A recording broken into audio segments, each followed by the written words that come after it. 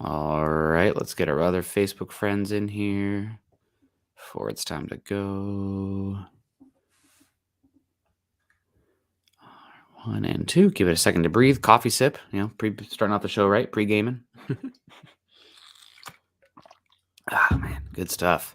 Welcome in, guys. It is Tuesday morning. God, what day of the week is it? November 8th.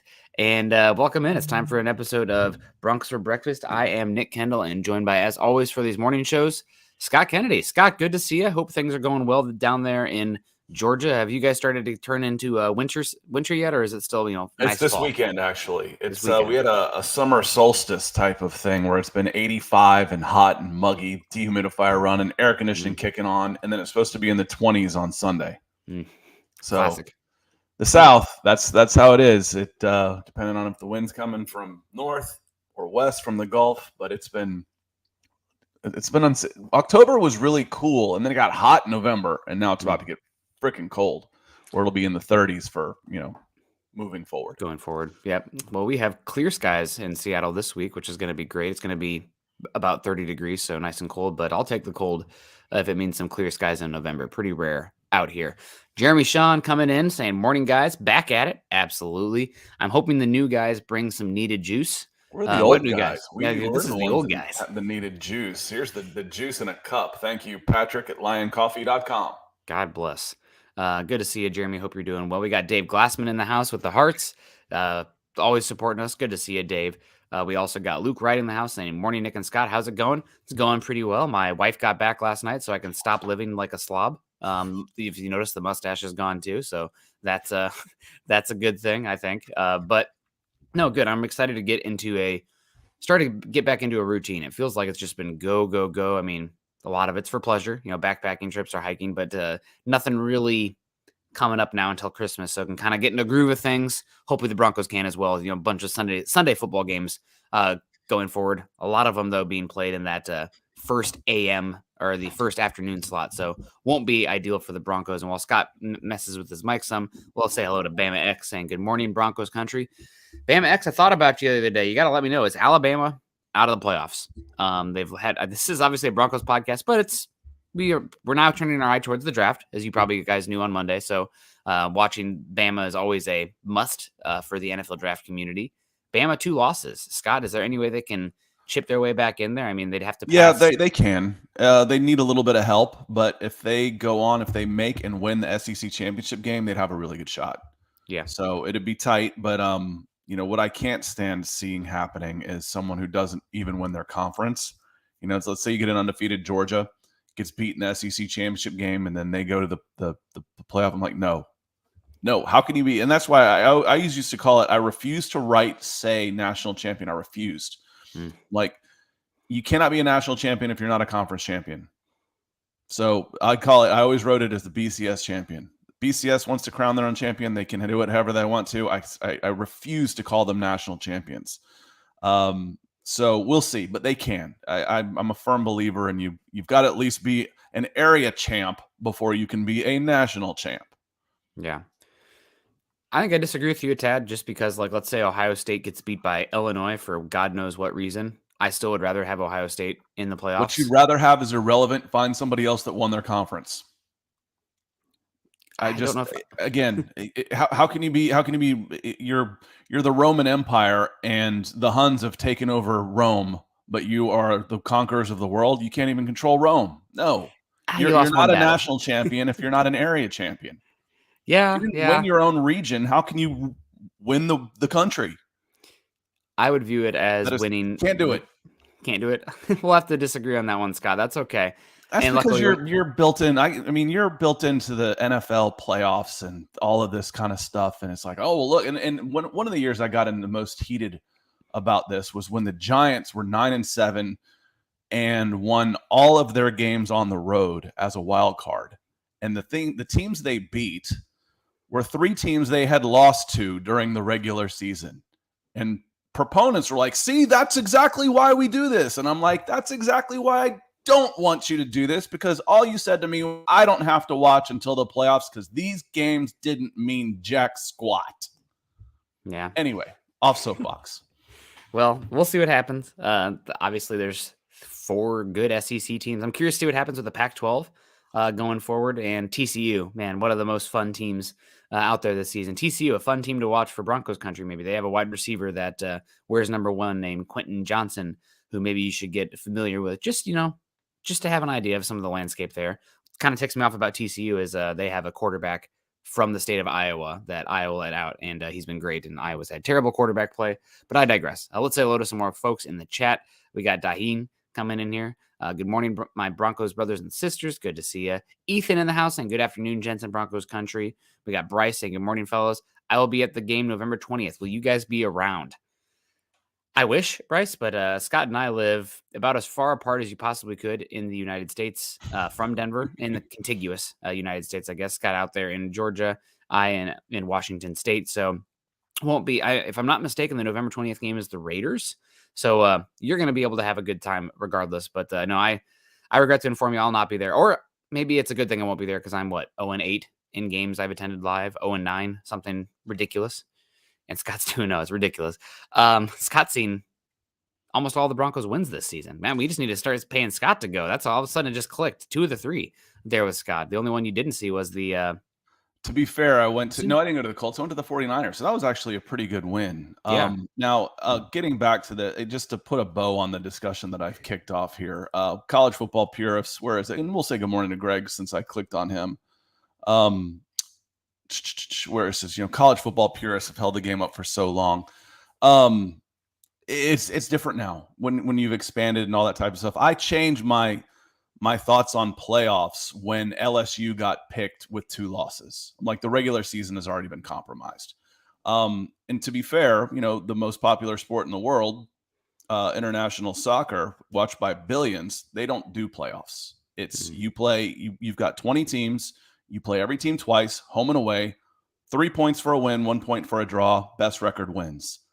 I love it. I love it because the games in September, I used to absolutely love turning on Texas, Ohio State, ranked 3 and 5 in the country, August 31st.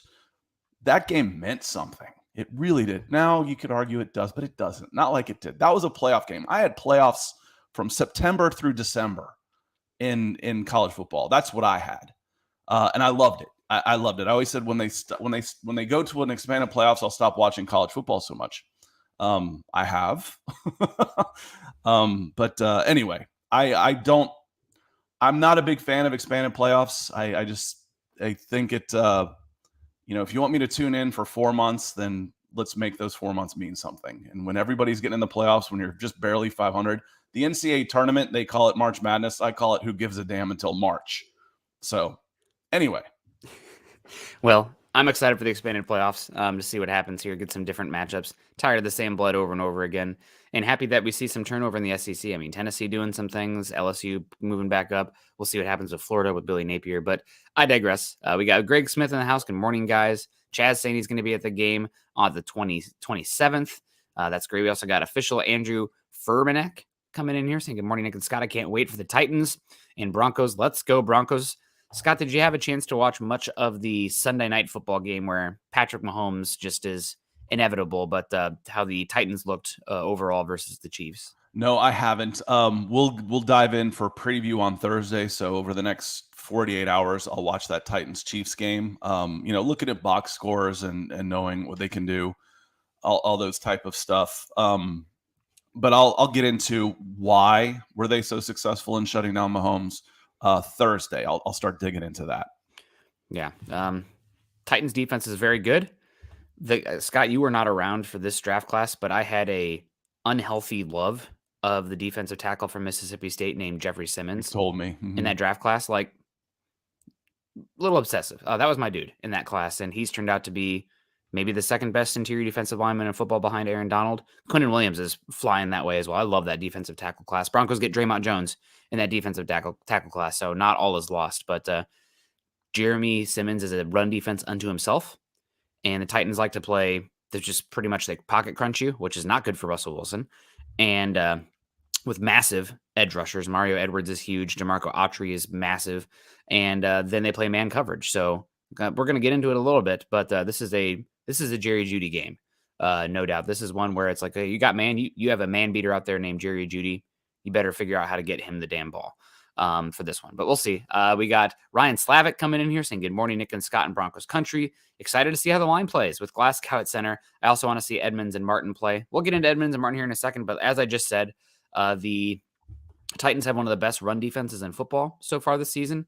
This Broncos is a team that has to run the football to function offensively, and I'm concerned. I would be concerned for this Broncos game as far as how the offense looks now. If Ryan Tannehill plays versus Malik Willis, that's a different conversation, but we'll definitely get into that game more and more as the week goes on. What do you think about Glasgow going forward? He's going to get a chance at center. I don't know if you caught much of the Nathaniel Hackett interview. You also mentioned Luke Wattenberg getting up to speed and Lloyd Cushenberry being out for a while. Yeah, I think that's something you have to do. You have to have Wattenberg ready to go. But Glasgow did well for himself when he came in. We've talked about that a lot over the last 10 days or so. Since he got a shot in London, that I would have been shocked if he wasn't the starting center. But yeah, you've got to get Wattenberg ready to go. And if we got a nickel for every time I've said it, Glasgow at center with Wattenberg at guard was fairly effective in the preseason. That looked better than some of the things we've seen during the regular season. Preseason, I know, hedge that based on, yes, it was preseason, I know. But I've seen enough of the regular season to know I'd be willing to give it another try. That said, would I want Wattenberg in over Reisner? Probably not. No. Probably not at this point. And I definitely wouldn't want him over Miners. So yeah, having him at center, working at center works well. But Glasgow's earned that shot. He earned that spot to get it to keep that position for the game against the Titans. Yeah, and we'll see what this offensive line looks like. I believe Cam Fleming could be back this upcoming week. So does Cam Fleming put Calvin Anderson back on the bench? Does Cam Fleming get some run at guard? There was talk of moving Cam Fleming to left guard prior to the Garrett Bowles injury for when Billy Turner came back. And you also have Tom Compton part of the fold here. It does seem like, I know that there's been a lot of calls, and I've even called for it just to get the run game sparked better, calls for Netani Moody out there, former Fresno State tackle, power guard kind of player, really good run blocker, struggles in pass protection. You feel like they would have gone to him by now if he was something that they'd want to see out there. You'd think, but again, this offensive line seemed untouchable for the most part. Yeah. I mean, how bad do Reisner and Cushenberry have to be before you start making some changes? A series here now. We're going to throw him in and see what he looks like. But I get what you're saying. Yeah. But it begs the question: how bad could the next guy be? Well, Glasgow was an immediate improvement over Cushenberry. They've needed, now to be fair, they've needed Glasgow at guard. They have. But we will see. Miners coming back healthy was a big, no pun, not to repeat it, but that's a big help to the team. That gives you more options across the rest of the line.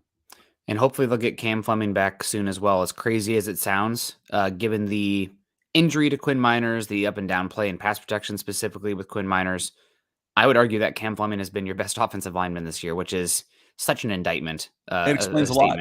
Yeah.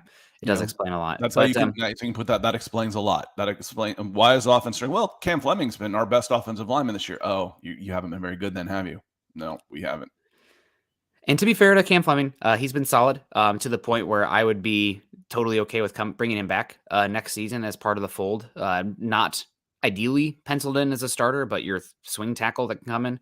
I've been impressed. I think that he doesn't have the best foot speed against speed rushers, but in the run game and with guys static in front of him, he's been solid. I mean, God, for what you're paying him, he's been one of your better ROIs.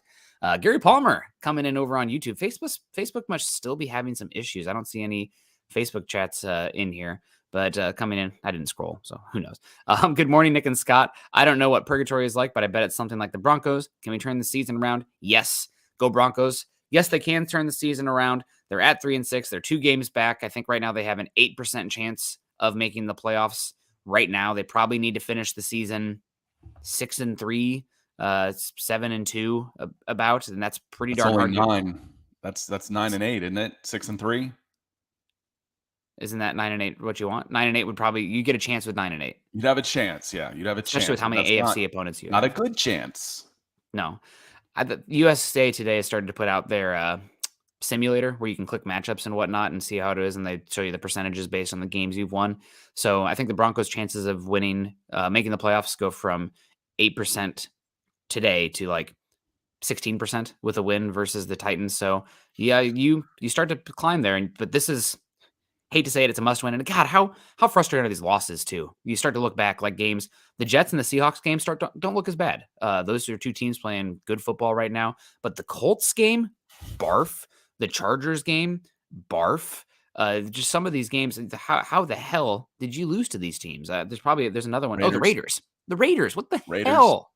Yeah, what the damn hell is going on? You almost wish that the Broncos' schedule had been flipped. We kind of talked about it to start the season, where you had some of your easier opponents early to figure it out. Well, I almost wish we'd have gotten the tar beat out of us and maybe shaken a little bit. We're going to lose anyway. Let's lose to the tough teams and figure it out and be ready to go the stretch run.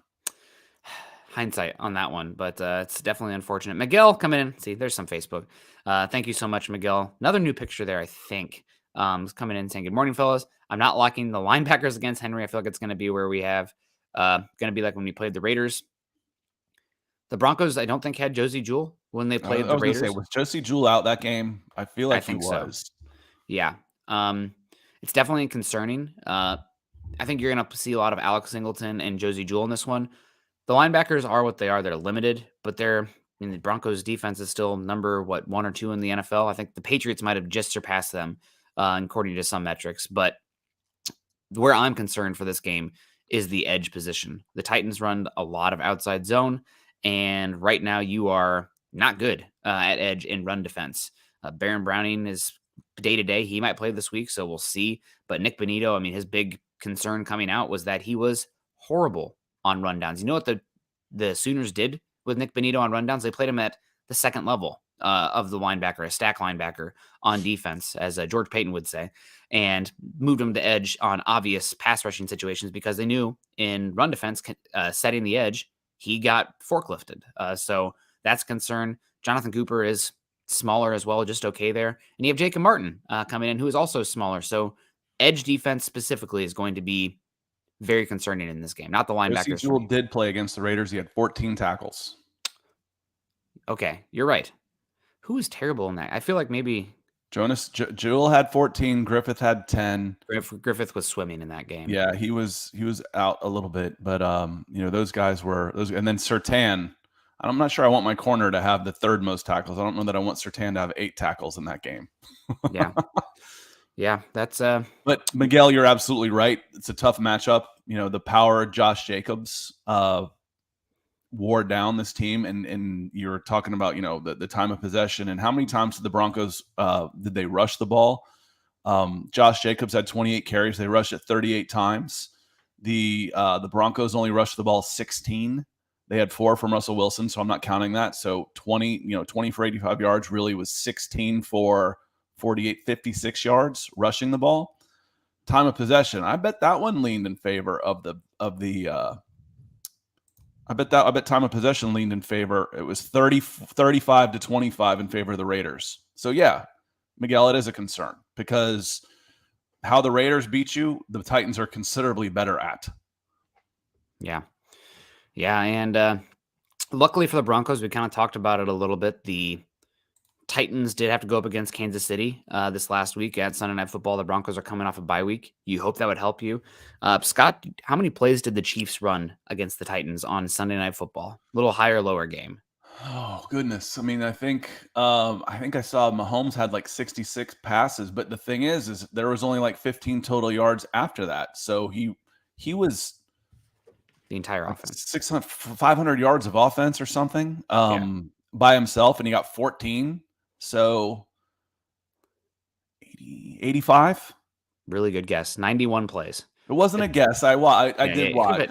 I remember the yards. I remember looking at like the rushing box score, and it said like Mahomes 66, 5540 after that. I'm like, good Lord. This was the Patrick Mahomes show, but I'm looking forward to watching that game. I'll watch it tomorrow.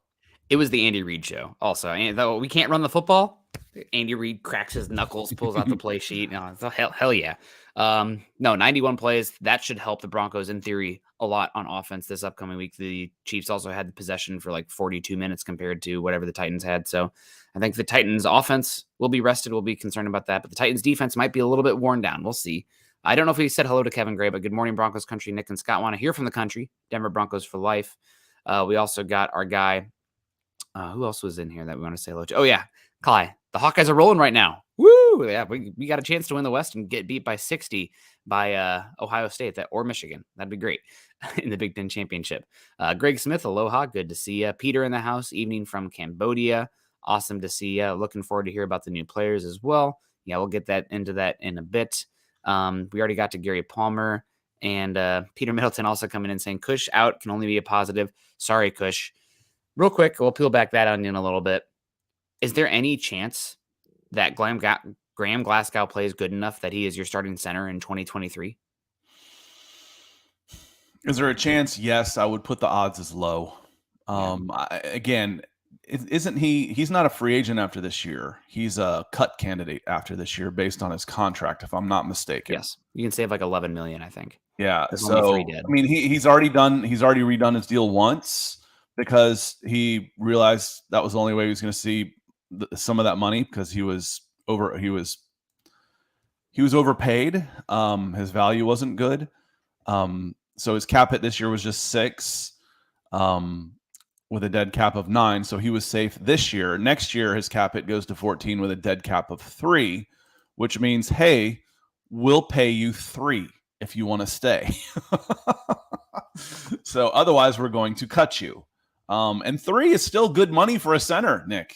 For an interior lineman, we're going through this. We're like, we're talking about Reisner last night, and we're like, I'd bring them back 3 or 4, back up. That's starter's money, man. $4 million puts you 29th at guard in the entire NFL. $4 million that you're paying Reisner right now is good money. That's good money on the interior line. You can go get a hell of a player for $4 million. You can go get a plus starter. That's upper half of the salary that you're paying interior linemen. So $3 million max, but I think you would want to do better. You would want to do better. Why am I going to pay him $3 million to be center next year when I didn't want him at center this year? However, things could be totally different opening training camp next year. Could be completely different all around. Fresh start for everybody. Yeah.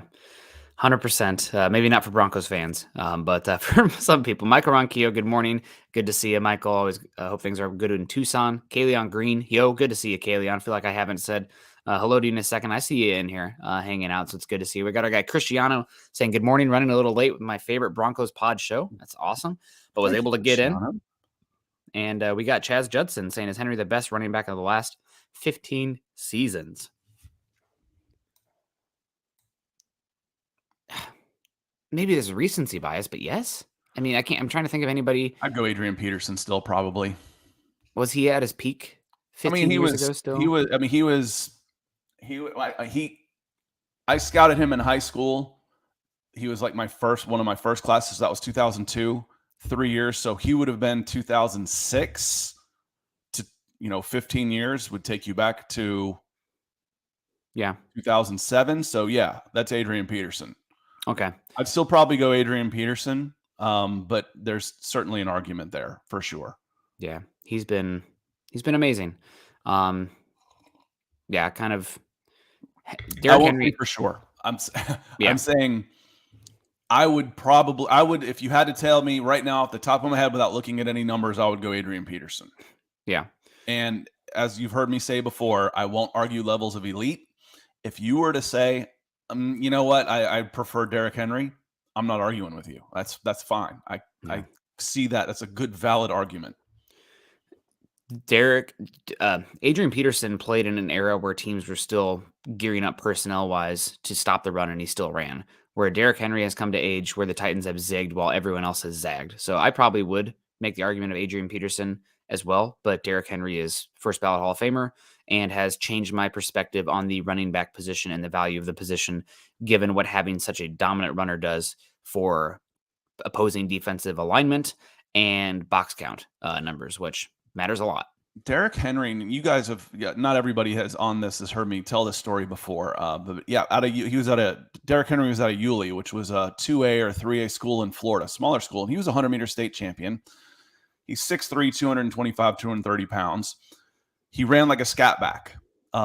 He could run by everybody. He was soft on the field, and he was soft mentally.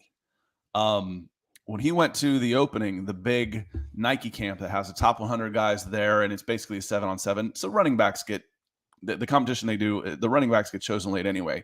But he was the very last pick. The very last pick out of all the players there was Derrick Henry. He runs his 40 time. He runs like a 4.48. He broke out in tears. He was in tears because he didn't do as well as he did. So when he went to Alabama, I'm like, this is awesome. I love this for him because Nick Saban will either, pressure makes diamonds. We'll either turn this guy into a man or he'll wash out. We'll know quickly. We don't have to wonder what if about Derrick Henry anymore. He's a man. And it was the best thing that could have happened for him rather than to go someplace where he would have been coddled because he is such an amazing talent with that size and that speed and all the gifts that you see now. Wasn't always like that, Nick. Going back to high school, he was a different guy.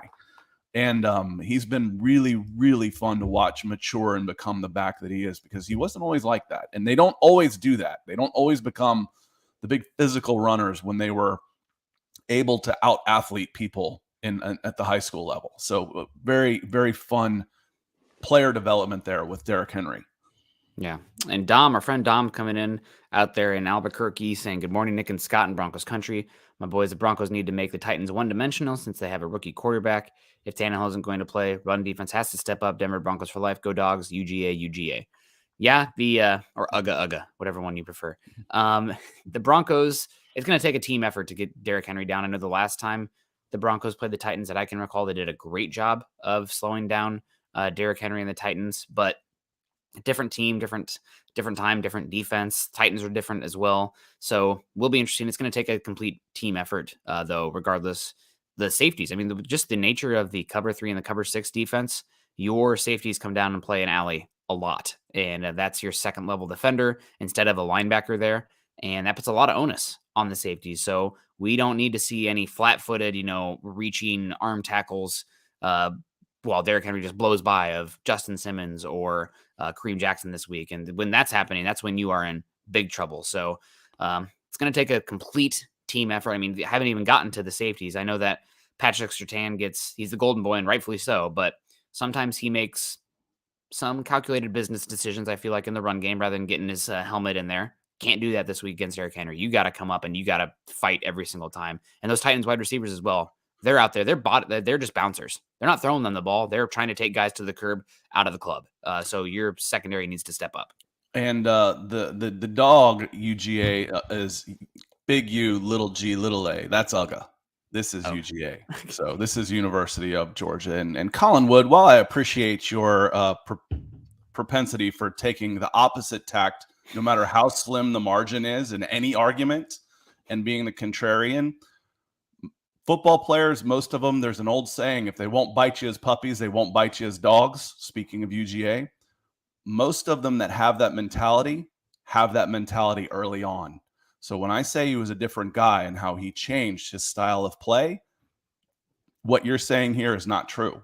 So as far as the scouting aspect goes, you see it early on in most guys. Most players do not make that transformation. Derrick Henry did, and it's been fun to watch. Yeah, absolutely. Well, let's start to get into this. Oh, real quick, Luke Wright, how high do you think Bo Nix goes in the draft? I know that he looked terrible versus Georgia. I'm excited to see what happens with Oregon versus. I don't think they've played UCLA yet. I don't know if I need to go back. So UCLA, USC, Washington, Oregon. Those are the teams I'm interested in watching out here in the Pac-12. Sorry, Colorado fans. I'm probably not going to watch a single game of yours this season, even though I have the CU hat behind me here. But no, that's probably go back and watch those. I did watch him this week. Did he have a receiving touchdown as well as a throwing touchdown? Yeah, they had a little throwback, little throwback screen. Yeah. Washington, Saturday, November 12th. Utah, Saturday, November 19th. as well. They beat UCLA, and then they've got Oregon State, and then possibly a Pac-12 championship game. I'm not even sure. It's The it's top two hard. teams in the Pac-12. It's hard. Again, I need to. The bias influences you. Like I said, we're all biased. The bias I have watching him at Auburn in the SEC is strong. It really is. I need to try and wipe that clean and then use that as a reference and know that he is different coach, different systems, different everything, different environment, not being where his dad played, where he was Pat Nix was a legend at Auburn. He wasn't a legendary, for most people, but he was an Auburn legend just for what he did against Florida, for goodness sakes.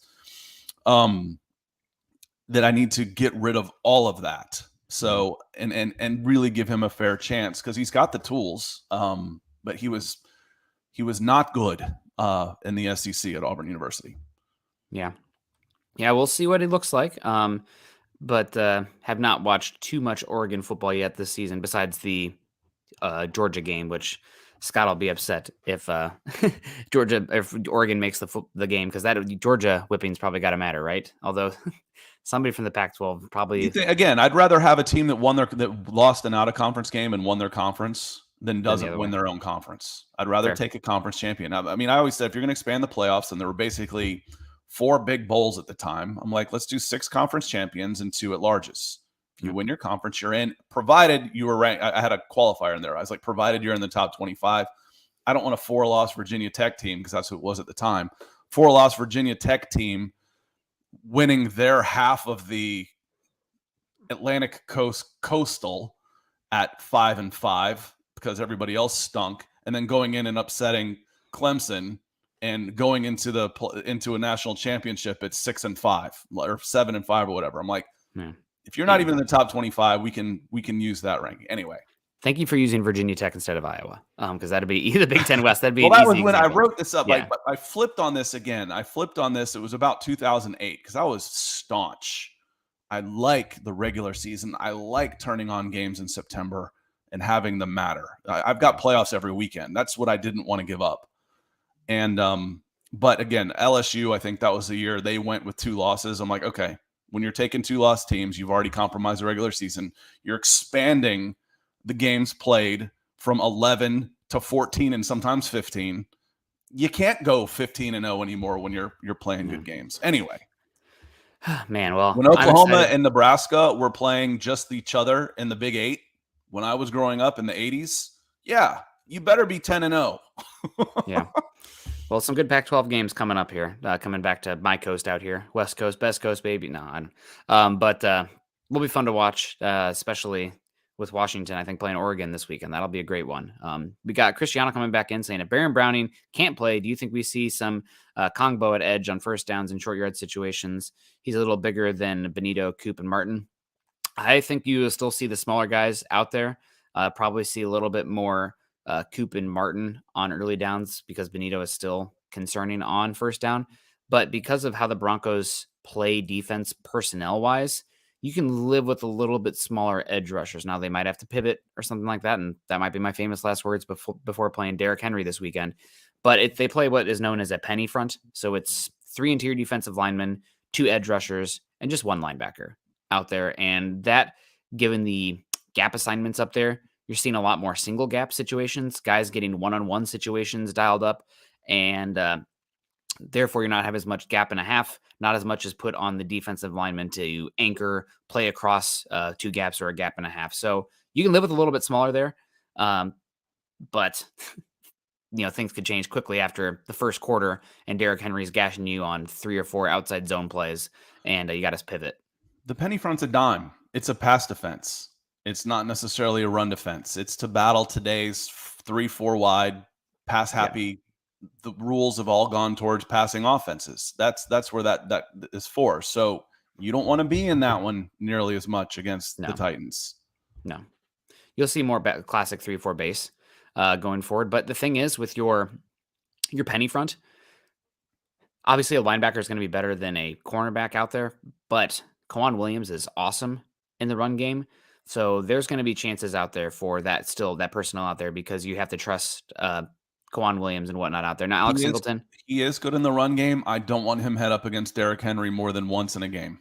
I never. Hopefully, it's gang tackling. Yeah, Out but there. when he's out Yeah, there on that island, yeah, playing basically an edge in that system, he's given up 40 pounds to Derrick Henry, and it's not even just I don't want him out there because it the big plays. I'm talking about if he's having to be first point of attack against Derrick Henry, he ain't gonna last.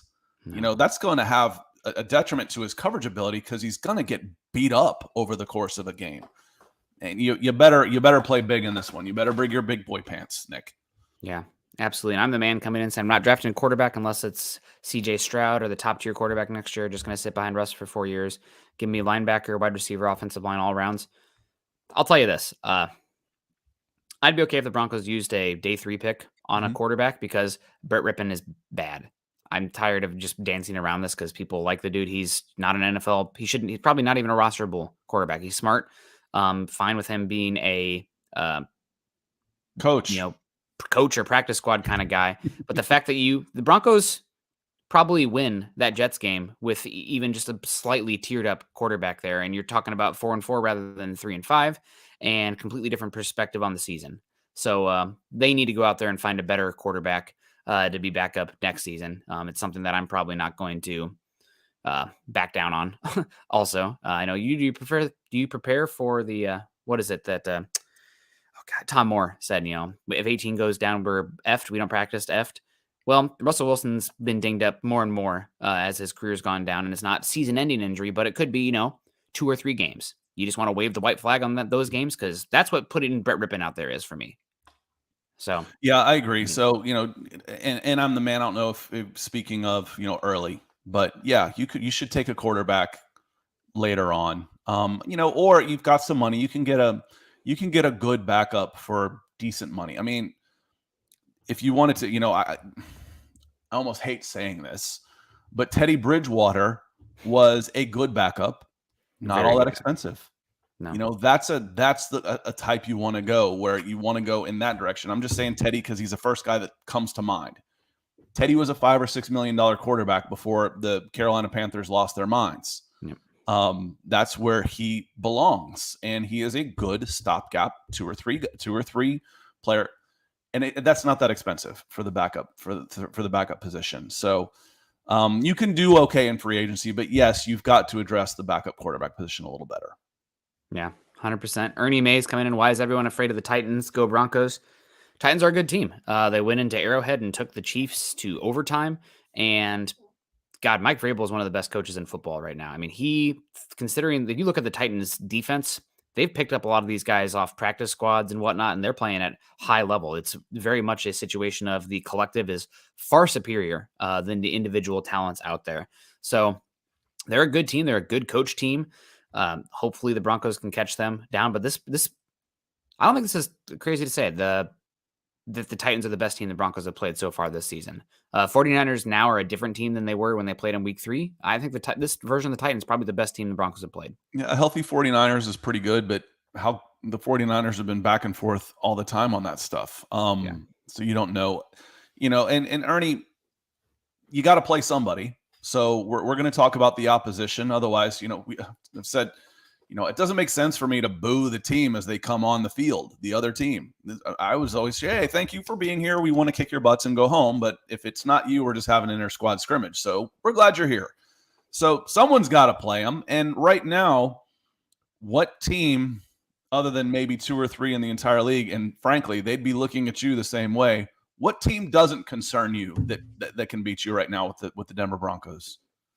They're all, if I'm scared of losing, they're all scary right now, especially a good Titans team. They're favored for a reason. It's not a big. I was a little surprised, Nick. It's a 1.5. Yeah, 1.5 point, 39 point over under. So the Titans aren't getting a whole lot of love from the odds makers. Money's going to the Broncos. Everyone's waiting to see what happens with Ryan Tannehill. I think everyone's waiting on that line. So if you think Tannehill's going to play, grab that Titans money line right now. If you think Malik's going to play, probably grab the Broncos. That's my novice observation of the betting market for this game. But let's get into the topic here, to the main topic. I just want to talk a little bit of Jacob Martin and Chase Edmonds. Let's start off with Chase Edmonds. Now, I said this on here before. feel like nobody's really mentioned this in the Bradley Chubb trade. Chase Edmonds had to be a part of the trade, or somebody of Chase Edmonds' contract, because the the Dolphins literally could not take on Bradley Chubb's contract without shedding some salary themselves. So Broncos bring in a running back, an explosive running back who's played in a couple different systems, and signed a big contract with the Dolphins this offseason, a 2-year, $12 million for a gadget running back. That's kind of a crazy money, but coming over to Denver, part of the deal due to finances. But the Broncos add themselves a explosive option and a pass catcher. It's something we've talked about in the offseason a lot. The Broncos, I think they really did want to use the running backs a lot in the pass game. We saw it week 1 where the running backs were getting crazy amount of targets, and it somewhat dipped a bit, especially with Javonte Williams getting injured and Melvin Gordon becoming completely untrustworthy. So you bring in a running back here, a little bit more explosive, a little bit better in the pass game to help kind of get you through the time where you're missing Mike Boone here, and hopefully add to this offense. But I really think that Chase Edmonds is probably more of a throw-in player more than anything, and you're talking about maybe 5 to 7 snaps a game, unless he's a hot hand and it starts to work for him. But I mean, he's probably running back 3, but he was needed as a running back 3 with an injury to Boone. So you're talking, it's like we're making this deal, and as you said, okay, the Broncos are like, well, the Dolphins are like, well, we can't take this on, and rather than just cut somebody, which is what they would have had to do, hey, you need a running back. Can we throw him in? Or that's kind of how it goes. It's like, okay, we'll take a player in return to make this work on the finances. Okay, what do you need? Well, we need a running back for the short term. So yeah, it was a salary cap move, but it also fit a need. It did. You needed a third running back, but that's where I think he is. Can he be a third down back? I mean, he had 96 catches his last 2 years in Arizona, which helped get him that. So yeah, he can help for sure. But how much is he going to see behind Latavius Murray and Melvin Gordon? We will see. One of the questions on here talking about inside linebackers and stuff was Roquan Smith changed the Ravens to yesterday. I didn't see the game, but what I did see was Roquan. Do you know what he's costing the Ravens this year in salary cap money? $2 million. $75,000. I mean, there's a little bit of nuance because Chicago bought down his contract. It's what the Falcons did with Deion Jones. Like, oh, they needed this for salary cap. They're eating their salary cap. They're eating it. They're the ones taking it on. It wasn't done for that. It was they were doing it to get some draft picks out of it, and they bought those draft picks and then cut Roquan. So, but yeah, he's costing them $75,000 in salary cap money this year. Yeah, Roquan was awesome last night. Fun player, no doubt. Broncos have a top 3 defense in football, and it's with Josie Jewell-Singleton out there. So I would argue that the linebacker spot is fine for the Broncos. You don't have to have a difference maker there. It's like arguing, like, why don't we have the best second baseman in baseball?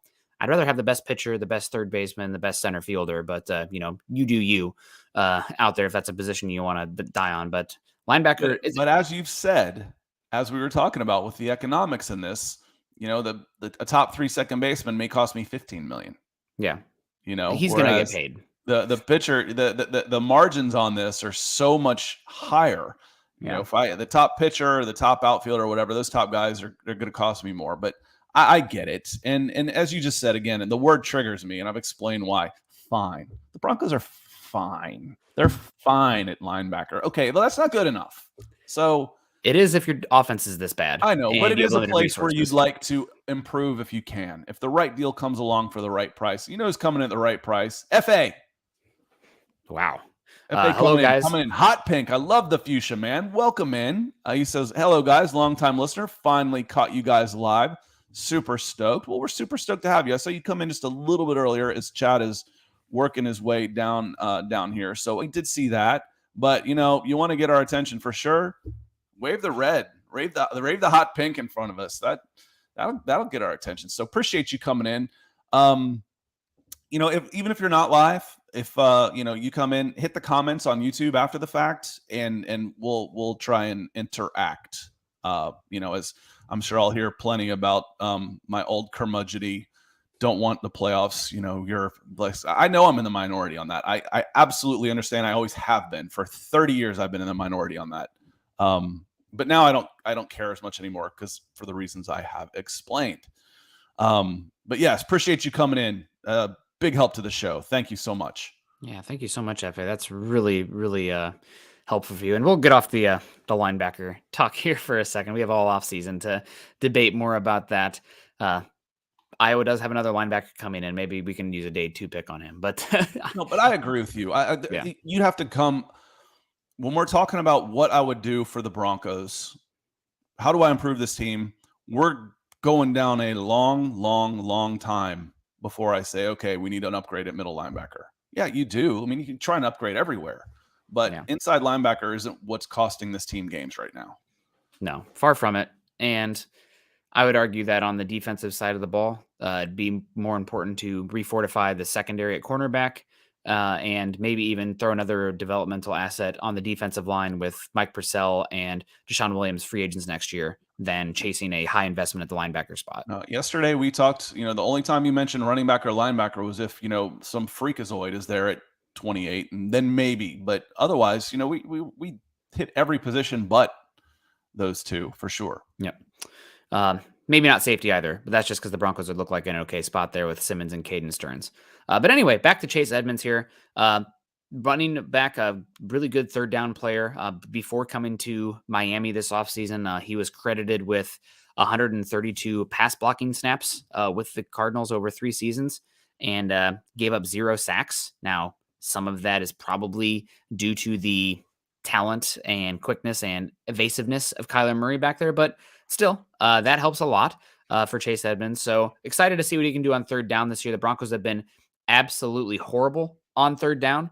So that's one that you want to lean into there, no doubt. And I'm not sure what's going on here with the linebacker. We're still devolving to linebacker conversation here, but I don't know if you guys remember when the Broncos drafted Baron. You probably don't remember because it was late day 2 of the draft, but I think I literally stood up in my chair and started clapping when the Broncos took Baron Browning at pick 10, whatever it was, because I loved Baron Browning that much coming out of Ohio State. And I also thought he could probably be an edge rusher. You can find the tweets on that. No, the value that Micah Parson and Baron Browning bring beyond is their fact that they can get after the quarterback from the edge. Yeah. That's great. But having them be able to do both is a good thing. I mean, if I've got a very athletic inside linebacker, sure, I want him. Depending on packages, you're in that penny front. Sure. Why don't I move one of those guys up to the line of scrimmage and let him rush? Yeah. Absolutely. FA coming back and he says, Scott, I was at the game in London, was super sad I didn't get to see you and meet you. We can fix that one day. I'm not going anywhere. Good job on the show. I always watch after the fact. We'll appreciate it. Thank you so much again. That's coming in hot. So as Nuke Lelouch like to say, I want to announce my presence with authority. So God. You brought the heat, man. You brought the heat. Yeah. Last bit about Chase Edmonds here. Broncos get him with the rest of this season and next season under cost control. However, because of how contracts work with the guarantees, all that guaranteed money stays as dead cap over on the Miami Dolphins. So the Broncos next season, you have Chase Edmonds under a roster hit of $6 million. If he struggles at all down the stretch here, or you're not really enjoying what you're getting from him, or you want to look elsewhere, or you need a little bit of money, you can move on from him. 0 dead cap. It also gives you a little bit of negotiating window for him. Let's say like, hey, we like you here. We don't like you at $6 million. How would you like that $6 million guaranteed, but spread out over 2 years? I'm a 27-year-old running back. Sure. That doesn't sound terrible to me. So definitely something to think about this offseason when looking at this running back position. We didn't talk about it yesterday, Scott, but with Javonte Williams' leg and everything, all these guys coming up, running back might be a position that the Broncos consider day 2, early day 3, just to give yourself a little bit more talent back there in youth. You mentioned it when Chase Edmonds was acquired, it actually crossed my mind that the Broncos might waive him. Yeah. That they might not keep him. It was just an accounting move. But with Boone injured, yeah, he could absolutely help. But there was a question earlier. I believe it was on Facebook. I don't remember who it was. I apologize. But, it was his honest opinion. Do we see Javonte Williams next year? I don't think you see the same version of Javonte Williams as soon as next year. He may hit the field, but I don't think he'll be quite as good. If you see 90% of Javonte Williams, that's still pretty good. But I don't think in 12 months plus, the season then, so over the next 16 months, I don't know if you're going to see the same version. I think it's 2 years on him. I really do, which then puts him in last year of his contract already. Yeah.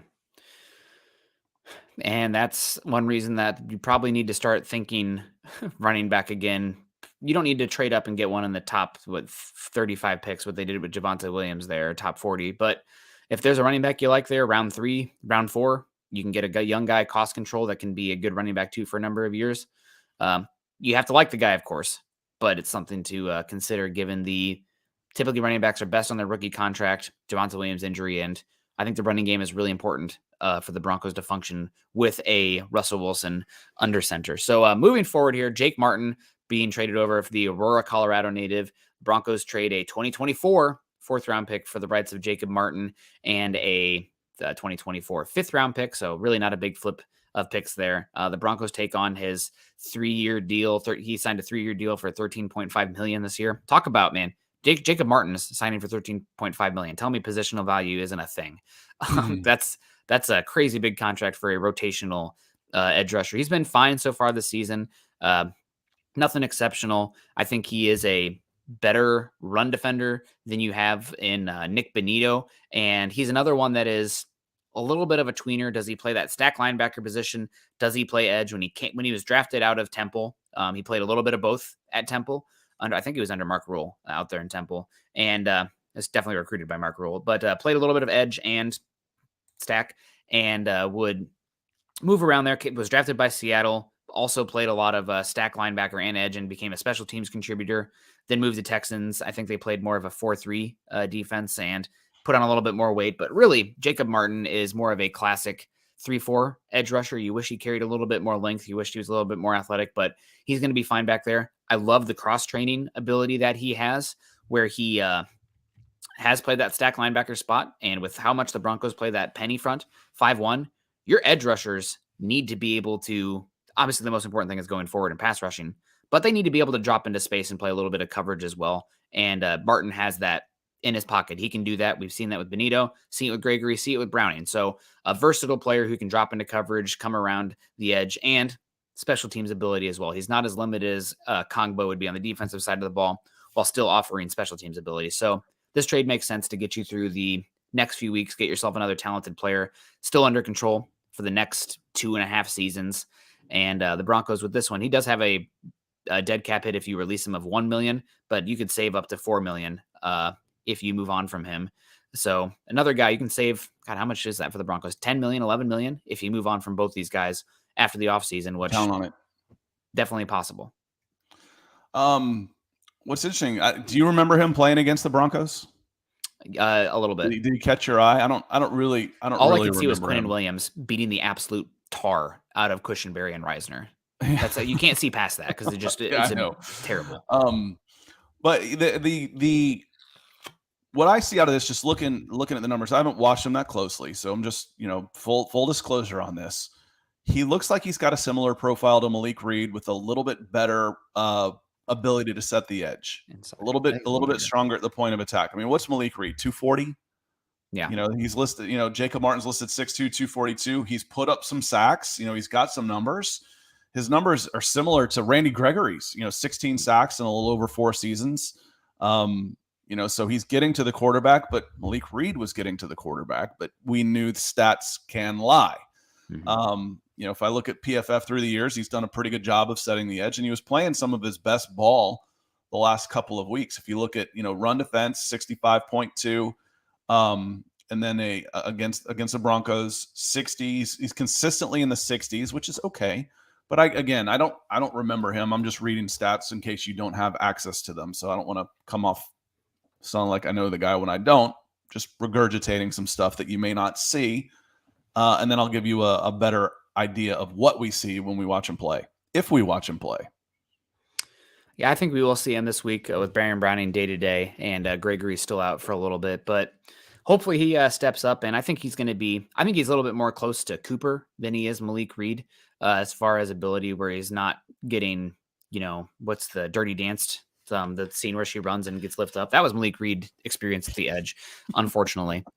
Yeah, I But mean, you'd like to think that someone giving him a $14 million contract over 3 years. I mean, Reed didn't get that. Reed hit no, the open market and was brought back, and 2 million. he was having trouble finding a job, Yeah, despite having good numbers. yeah. So I think Jacob Martin has a good chance to continue here. The big thing with Jacob Martin long term is, do you see this defense return? Do you see Ejiro Evero back? I know everybody wants him back, but if you have a new staff there, I'm curious if you see a new defensive scheme, new defensive coordinator, because not many teams are playing this 5-1, cover 3, cover 6, then rotate to cover 1 on pass situations type of defense. And if you go to, again talk about the Titans, totally different philosophy up front where they want mass up front at their edge. Their edge rushers are essentially defensive end / defensive tackles. I mean, Mario Edwards, D'Amico Autry, those are guys that are pushing 290, 300 pounds versus your 5-man front here at the Broncos where your edge rushers are 240, 250. So a lot will depend on the type of defense, but if they do stay in this type of defense going forward, I could see Jacob Martin being retained, especially because the cap savings you get for him are minuscule. Only 4 million. I mean, 3 million. That's not massive. It could Not matter. massive, but it's not bad money either. I mean, No. $4 million for a guy, depending on how he fits. Like you said, if he's affordable, if you want to keep him, but you don't have to. Yes. So it's $4 million isn't nothing. That's a starting guard. We already went through what you can get for $4 million on the interior line if you spend some money. Yeah. Would you rather have a third guy at edge, or if you've got your guys in there, Randy Gregory, if Jonathan Cooper keeps going, if you've got Nick Benito, if he takes a leap up, and then Baron Browning, then where is Jacob Martin? Or would you rather put $4 million into your offensive line? I might see if I can get a good ROI on Jonathan Cooper, and because he's super cheap and only 2 years left then at that point, and then keep Martin, get another 5th round pick in your pocket. And I'd pay $4 million for a 5th round pick. No doubt. More arrows to shoot. But Scott talked about these guys. Who do you think makes the biggest impact week 1? It's pretty easy to. It's two positions where you don't really have to know a lot. It's not quarterback. It's not even wide receiver. When we talked about Greg Dulcich, can you expect him to come in and be effective early? Yes, because learning a route tree, being a total package is one thing where I need to know blocking assignments and everything. But edge, go get that guy. Running back, I'm going to hand you the ball. The play is designed to go left. Okay, done. So the position isn't necessarily a big deal. I think you're probably going to see, I would say Martin first at edge. I think there's more of a rotation, and you've got two pretty established guys in Murray and Gordon that if we're going to see either of them, I would say Martin first, coming in on 3rd down plays where it's a designated rush. Just go get him. Yeah. Yep, absolutely. And oh man, Ethan, I love this. I'm here for this one. We moved on from the linebackers to the interior offensive linemen. I don't know if you guys listen to the Athletic Football Podcast, but their host, Robert Mays, is a giant Bears fan. And unfortunately, I've just started listening again, picking up on the NFL at large, more so having a little bit more time with the longer dog walks and less hikes. But he's also banging the drum for the Bears to sign Elton Jenkins. So maybe we're going to have a little bit of a fight there. But Ethan coming in saying, starting the Elton Jenkins fund early, he's going to get paid. Let's hope by the Broncos. Yes, Scott, you talk about guards being cheap. Elton Jenkins is going to get a big contract. And I'm going to argue, I need to write an article about this. I think there's a market deficiency here for how valuable the interior offensive lineman is for the Broncos versus what the league pays these guys with Russell Wilson. You need to be able to run the football. You need to keep the pocket in front of him clean, and you need to be able to anchor up front. Otherwise, he can't see. He's not a very good quick game passer, so you have to have the run game, blah, blah, blah. Given that how valuable it is for the Broncos, I'd be okay paying more money than what the market dictates to bring in more quality in the interior offensive line, maybe even skim a little bit at tackle, because I think tackle is not as important with Wilson as it is compared to the interior. And by skim, I mean, a day 2 pick and bring back Cam Fleming. That's not super skimming. But that's just where I'm at right now. I'd pay Elton Jenkins big money, and I wish there was a equally good center in this class as well to pay. He's 27 years old on $4 million. Looks like he's on his rookie contract option. So yeah, he will get paid, and you could sew up that position for the next 6 years, 7 years maybe. I would love it. We'll see what happens if the Broncos Keep Hackett and this staff, you're probably more likely to get him here. But also you have Luke Getsy out there in Chicago. So a lot of teams are going to want to pay Elton Jenkins. We'll see what happens, but he's going to be a wealthy man. And hopefully the Broncos having this rich ownership group gives them a little bit of a leg up. Can't hurt. Yeah, I mean, they're probably taking a look at the Quentin Nelson contract, who got tackle money and is now they're probably regretting it. Yep. Yeah, that's worst offensive line in football. Crazy to say. But all right, folks, I think that it's going to be a fun week. Excited to see what these new acquisitions for the Broncos can do and see if any of them can really help the Broncos going forward. I think the big one here, as much as I say running backs don't matter, Chase Edmonds. The Broncos need to get some more. This is a offense that is super reliant on the explosive play, but I guess, hell, if you're going to be that way, you might as well lean into it. And I think Chase Edmonds can bring a little bit more explosive dynamics to this Broncos running game from the backfield and the passing game. I think the Broncos, I could be wrong on this one. The Broncos have not recorded a single run of 20 plus yards this season. So hopefully with Chase Edmonds, you have a chance to get a couple of those the second half of the year. But thank you guys so much for joining us today. Shout out to Ethan as well as Effie coming in here with the big time donations, helping us so much. So we appreciate you. Make sure you're following Scott and I on Twitter. Scott is at Scout Kennedy. I am at Nick Kendell MHH. Also, make sure you're following us at BFB_pod and at Mile High Huddle. If you haven't done so yet, make sure you join our Facebook community, facebook.com/Mile High Huddle and facebook.com/Mile High Huddle pod. And as the ticker says underneath you, if you're joining us on YouTube today, please subscribe, like, and share.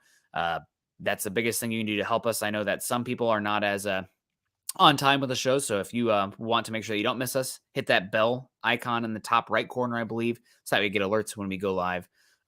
Scott, any plans the rest of the day? I know that we will see you on the back end tonight when Carl and I are live for we'll be back tonight, 6 Mountain Time. Want to say thanks to Miguel also on Facebook, and let's not forget Gary Leeds Palmer coming in as well with some bouncing around on YouTube, making sure that he's finding he's putting in work to support the show. So thank you. And then FA is Jefe. You know, if you know Spanish, that's the boss. So thank you. We got the closer and we got the boss. So appreciate it. And we will see you later. All right, guys, have a good one. Continue to choose compassion and choose kindness. Go Broncos.